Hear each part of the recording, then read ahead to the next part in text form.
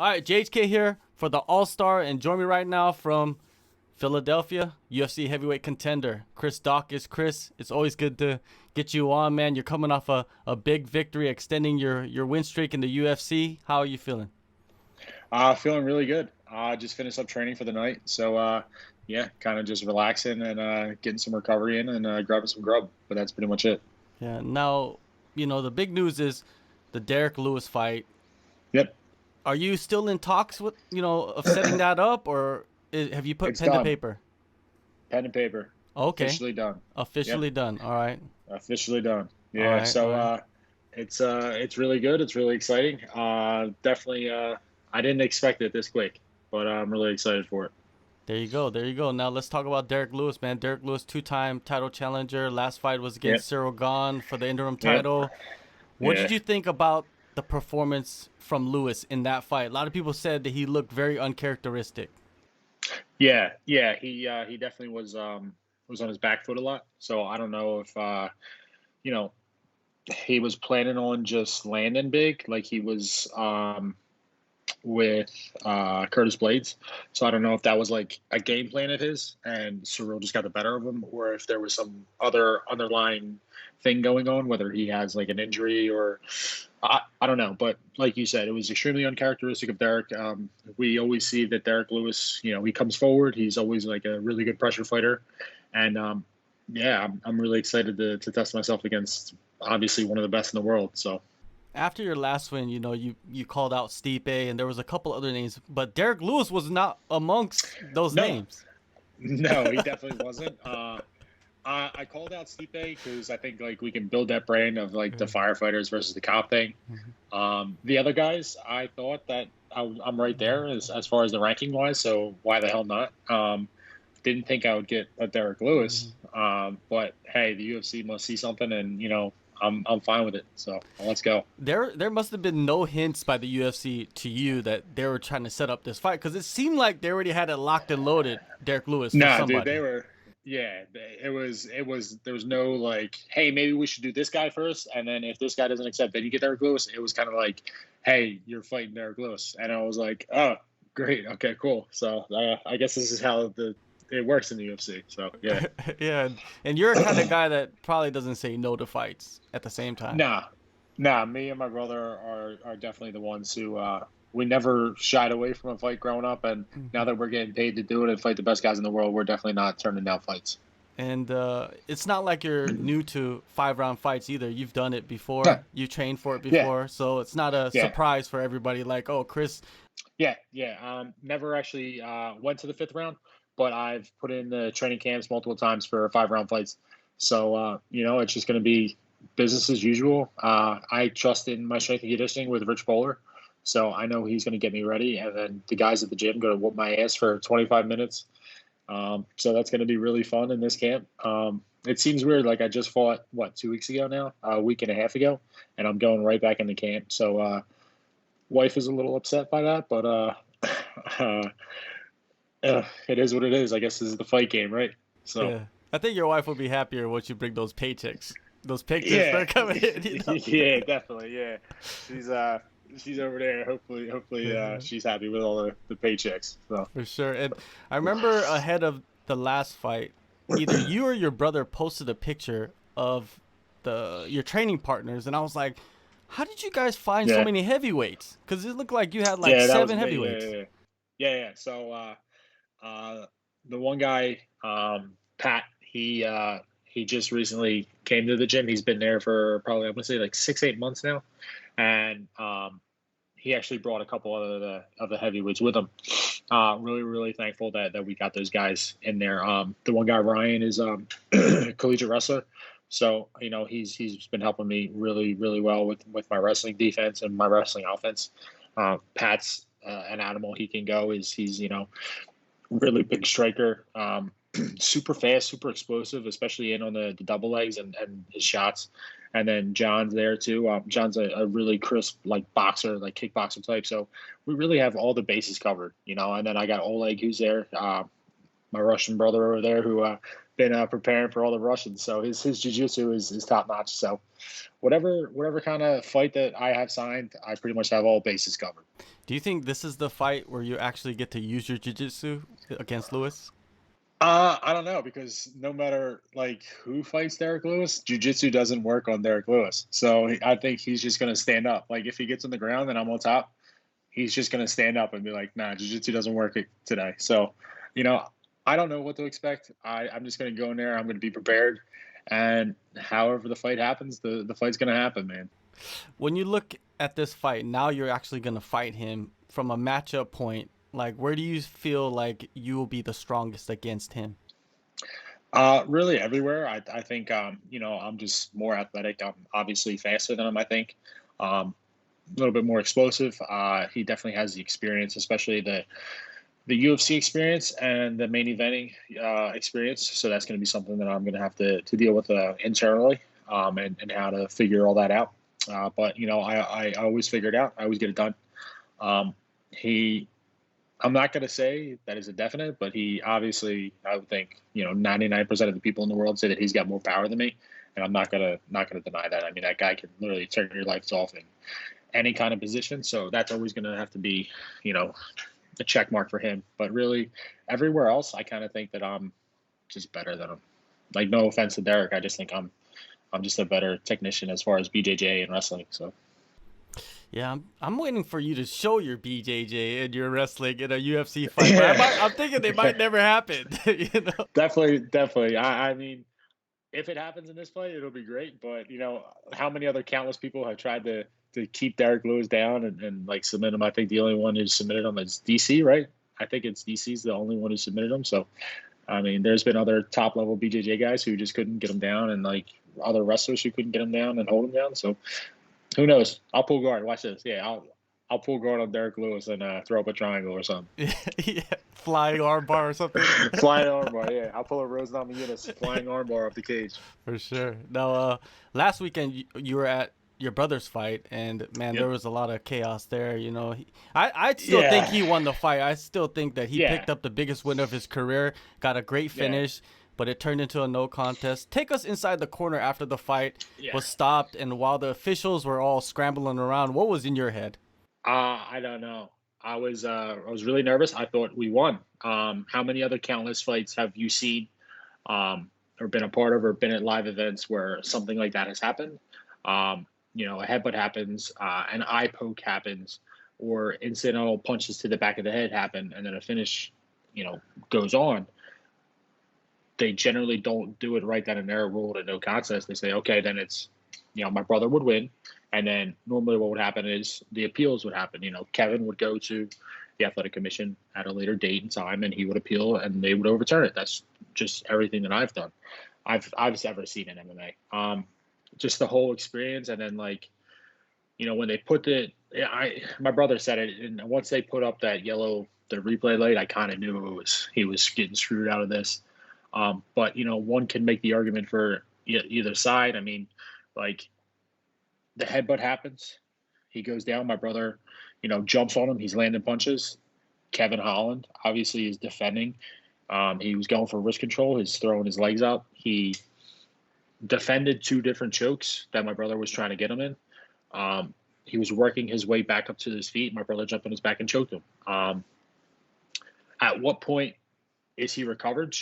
If, in my opinion, if it was going to be ruled a no contest right then and there at that night, it should have been done the moment the headbutt happened. Kevin went down. Dan should have jumped in immediately and said, stop. Okay, this is too much. This is going to be a no contest. Let's see if Kevin can continue. If he can't continue, all right, no contest. It's really shitty. I mean, that this is really the precedence that we're seeing here is that this is the first time we're seeing it, and really in MMA, because I can't think of another fight that this has happened. So Yeah, I don't think sucks. there has been any fights in the UFC where it was overturned. It's very rare.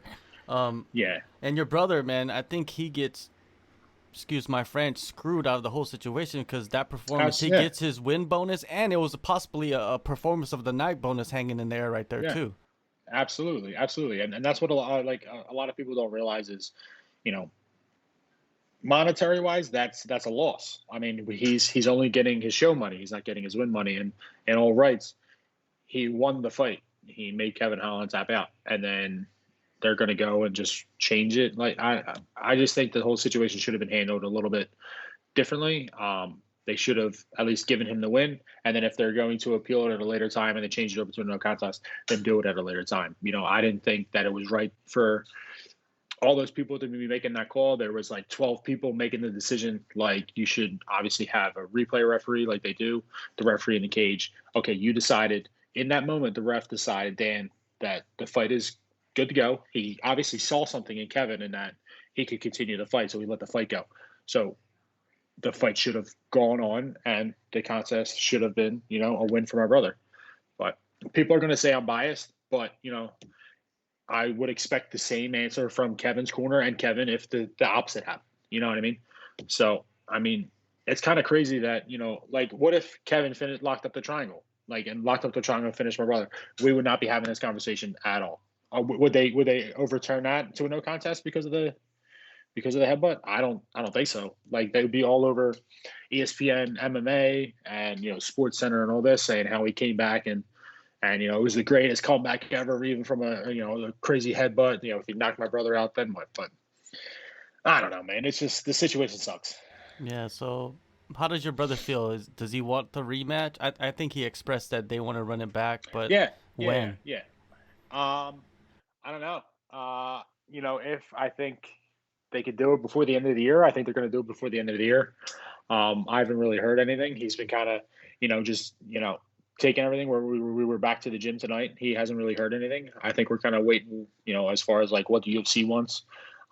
If they have like a card planned, like if they're like, okay, maybe we're going to put it at this card and put it in another co-main event spot. I don't know. So we'll kind of see on where we fall. But I definitely think that if it doesn't happen early this year, before the end of this year, it'll definitely happen early next year. So, I think my brother was more than ready, and it showed. And he was dominating the fight. I think Kevin might have landed a total of 28 strikes, and 27 of them were slaps and knees against the cage. I think he caught my brother with one right hand right before the headbutt, and that was it. So my brother was holding his own. With people talking about how my brother's striking isn't up to par, and how Kevin was just going to knock him out or whatever like that. My brother is a world class striker. Like this is what people don't get. Like I get my ass beat by my brother all the time. Like, my brother is the better fighter out of both of us. Like, I've said this forever. Like, people think just because I win and I connect with people, and I'm a heavyweight. If I just touch you one time, you can go to sleep. Like, my brother whoops my ass. Like when he's in camp and I'm in camp, I'm getting my ass kicked by that dude 95% of the time. So like he is the better fighter, MMA fighter, or whatever. He is completely. And I just think that he gets a bad rap, and it just sucks, man. It just sucks. Well, he gets the opportunity, man. They're gonna do the rematch. Yeah. He's gonna get the opportunity to shut a lot of people up, and we're gonna see it, man. And I want to go back to UFC 266 weekend. You get your big win, and then the post-fight interview. You mentioned something about they asked you about something, and then you said, "Oh, just like Jon Jones," and then it almost insinuated that you knew about the arrest. Yeah. Before it happened, or like not before it happened, but like did you hear it through like the grapevine in Vegas before like the news caught onto it? No. It was definitely on MMA Twitter. Like it was out and about, and then I said that because like I said it and then I made that face like oh like we're not allowed to talk about that because like I made all the reporters like super uncomfortable. I was like I guess we can't talk about that. So yeah, that's the only reason why I said that. But no, that was like it was out. I think it came out weigh-in day. So yeah, I was weighing it that day, and I think that it popped over. And then obviously that he's talking about going to heavyweight, so that's obviously a big thing. And he's a part of the upper echelon, the log jam that's at the top, because his name's always getting brought up for immediate title shots. So, and then I brought that up, and I was like, ugh. Everyone kind of like squirmed a little bit. I was like, oh, I guess I shouldn't have said that, but it is what it is, man. What was your initial reaction to hearing the news and hearing the allegations? It just like, it just sucks. Like he's obviously dealing with, personal issues, like personal demons, and I just don't know what the hell. Like, obviously, he can't fix himself on his own. Obviously, the people who are around him, obviously the people he's interacting with, they are continuing to let this happen. They are, whether they are enabling it or whether they're just being blind to it and they just really don't care about Jon. Um, if people around Jon really cared about Jon, they would be doing absolutely everything they could to make sure that he was, okay, making sure that he wasn't making these mistakes, making sure that he wasn't doing this. Like even DC said that he felt that he was personally somewhat responsible for doing this. And he made a valid point. He had every chance to beat Jon Jones. He had every chance to beat Jon Jones in those fights.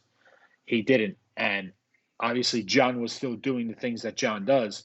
And if Jon is still doing the things that Jon does and he continues to win, he's not going to change anything. He's just not. So I don't know, man. Like it just, like as a individual, as a human being, I want Jon to figure it out because no one wants to see people go through that, and the way that he publicly goes through that every single time. And it's just like a constant thing. Like, oh, Jon Jones got arrested again. Like, he got arrested again. It's no big deal. And that's crazy to say, but like, I really wish that he would just figure it out and just, get his life together because a lot of people consider him the greatest of all time. And a lot of people are going to think that this is going to tarnish his legacy, and they're not wrong. They're not wrong about that. So, like, he's getting up there that the amount of title defenses are getting close to the amount of arrests that he has, and that's not good. So I really hope that he figures it out and, gets his life under control. Yeah, I wanted to ask you about some of the details about his arrest. Okay. So when Jones was detained, he smashed his head into a patrol car, leaving a small visible dent. People attacking cop cars, does that happen more often than people realize? Absolutely. Yeah, that happens all the time. Like people kick out windows. They just throw shit at cars. This past weekend, actually in Philadelphia, right by City Hall, there was like a couple hundred people. They shut down the intersections. They were doing donuts and burnouts and literally setting fireworks off in the middle of it. There's videos all over Instagram. And when the cops pulled up, the crowd just started jumping on cop cars, like kicking the windows out and just doing whatever they wanted. So yeah, it definitely happens all the time. Yeah, it happens all the time. That's why our cars suck. But yeah. Has it happened to you? Like, was there any like serious situations of someone trying to attack the police? Nah. I'm pretty good at avoiding crazy situations like that. You just look ahead, just look up. Like, don't drive. Oh, there's a sea of people in front of you. I'm probably not going to drive into the sea of people. I'm probably going to back up, call for more backup, and then when I have a bunch of backup, then we'll drive in. Then we'll figure it out. I'm not just going to be like that asshole who just drives into 400 people and be like, hey, what's everybody doing? You guys need to get out of here. And everyone's like, no, we're not leaving. So I don't know. Yeah. Doing things alone is not the best choice for stupid. anything. Yeah. So stupid, man. Like, it's so stupid. But it makes for funny videos online. Yeah. So now, during his arrest, Jones said to the police officers that he would like to take them all on and see what they could do, even in a joking manner, right? How serious does a police officer take those types of threats in a way? I think it all depends on the officer that's handling the situation. If you get a guy who's brand new, who doesn't know who Jon is or has been in those situations before, he might take it extremely serious. But if you have a veteran who's been in certain situations, who has fought people, who has been in scary situations, who's been in life-saving situations, they would probably be like he's probably just drunk, and he's just, that's what people do. They talk shit to the cops. So I think it all depends on the perspective and from the eyes of the officer who is handling that situation. If that was me, I wouldn't have thought anything different. We get challenged like that. We get, people call us out all the time. Like, you ain't shit. Take your badge off. I'll beat you up. And you're like, okay, let's go. And then they're like, nah, don't worry about it. So it's just, I really think it's just the cop who handles the situation. It's based on their experiences. And if it was me, I would have probably just laughed at it and just went on about my day. So. Jones also joked about escaping his handcuffs. Then the officer told him that he would tase him, and then Jones stopped Yeah. talking about it. Have you ever been Yeah. tased? Um, no, no, I've never been tased because when I got my taser, I was issued my taser. But part of the training was that you had to get tased before I got it. And then um, my class was like the first class or the second class where that didn't happen because cops were taking the class and then going out injured because didn't like getting zapped. So I don't know. I think that, you should be, if you're going to do it to someone, you should at least have it done to you. But, I guess the city feels different about that. So, but no, I've never been tased. Now, also part of the charges, alleged, happenings is the Yeah. domestic violence, and Yeah. what is the percentage of calls police officers have to go to that are physical confrontations between spouses or even just family members? Oh, that's like, I'll say I'll say above a 75% average. Yeah, probably. Yeah, definitely. It's whether it's, husband, wife, brother, sister, if the mom can't handle if it's like a 17-year-old brother and like a 15-year-old sister, they're going at it, or if it's a family party and you got the whole family going at it.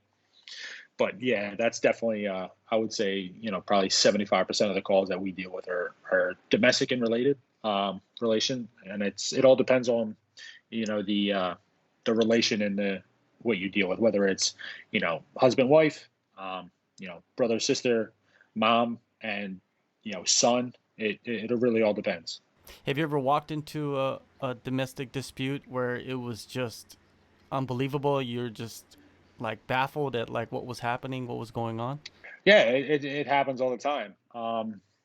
Like, you got two sisters fighting, and then you can have like a mom trying to step in and intervene, and then you go to break up the fight that's going on, and then all of a sudden, guess who's the bad guy now?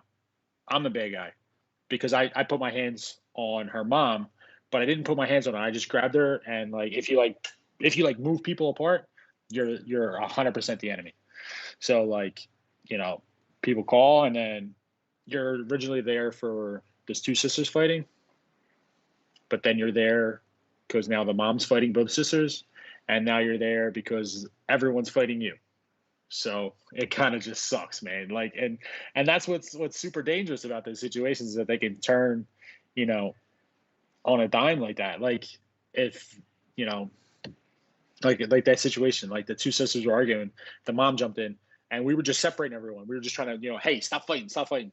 And then all of a sudden, don't touch my mom, don't touch my sister, don't touch my daughter. Then it's a whole big thing. So it's just it's crazy. With Jones and his prior arrests, and he's been arrested in like a couple different states. So does Yeah, that yeah, go against him? Like if he does go to trial or go to court or anything? yeah. They definitely take into account what happened in the past. If it's like a consistent thing. I don't know if he was on any type of like probation or if that's like a like parole. Like I don't know what he was dealing with, so I don't know how that's gonna like affect like the trial and like the lawyers and everything going on. So it's gonna be interesting to see. But he's out, so as far as I know, he was out. Um, so it really just all depends on like the legality of like his release from the prior arrest and what he like the guidelines that he had to follow. Like obviously there's gonna be like no contact with police, and that didn't happen because he got locked up. So it's kind of like I don't know what's going to happen with him as far as that. So it'll be interesting to see if we get privy to that information or not. So I don't know what's going to happen. How easy is it for like the media to get a hold of body cams? Because it seems like body cam are they released to the public or No, they are released to the public. So what can happen is obviously the Philadelphia Police Department has body cameras. I believe every district has it's citywide now, except for certain specialized units. They don't have body cameras strictly because of they don't want certain people seeing certain things as far as like tactics and stuff. But I'm pretty sure that once the body camera becomes a part of discovery as like so like say you get locked up and then everything goes into discovery, like all of obviously the body camera, any kind of reports, any kind of statements, any statements that I made, any statement that you made, that's all get released into that. So I think at that point it's kind of like a public knowledge type thing. And then if people can, certain things get leaked to certain people, I think, people's lawyers can, leak it to certain people and things get out. So I'm not saying anybody has done that or is going to do that, but it has happened in the past. Of course, all of that has happened Yeah. in the past, and Yeah. man, it's always great picking your brain about these types of topics Of course. because Yeah, you're of the course. man to ask, and you're just Yeah. freshly off retirement. Retirement. I'm still on paper, still Okay, there, okay. still there, kind of. So we'll see in the next couple months about whether it's resignation or leave of absence and all that good stuff, and hopefully I'll be your resident expert whenever you need me to call me up. So it'll be good. All right, for sure, man. I will do it, man. But anyways, you're in the start of your camp, back-to-back camps, Yep. December 18th, Yeah. UFC Fight Night, Yeah. main event, Las Vegas, Derrick Lewis, Chris Daukaus. Yeah. Incredible journey you've been on so far, man. So fast, man. and it's fun to watch, man, and I can't wait. Oh, thank you, man. And seriously, thank you for being a part of it, really, from like the beginning. It's like, seriously, thanks, man. And I really appreciate you having me on.